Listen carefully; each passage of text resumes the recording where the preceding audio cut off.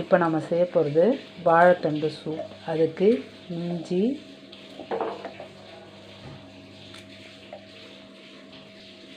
4 பல் பூண்டு, ஒரு தக்காளி, ஒரு வெங்காயம்,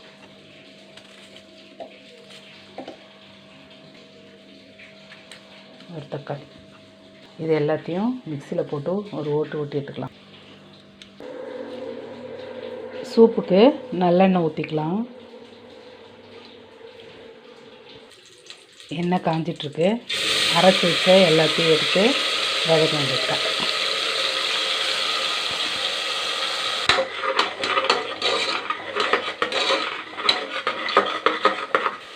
அவ்வளோதான். அரிஞ்சு வச்ச வாழைத்தண்டை இதில் போட்டு கலக்கலாம்.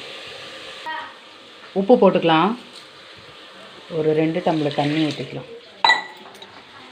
விசில் போட்டு குக்கர் மூடி போட்டு விசில் போட்டு நல்லா ஒரு 4 விசில். சேனலை லைக் பண்ணுங்கள், சப்ஸ்கிரைப் பண்ணுங்கள்.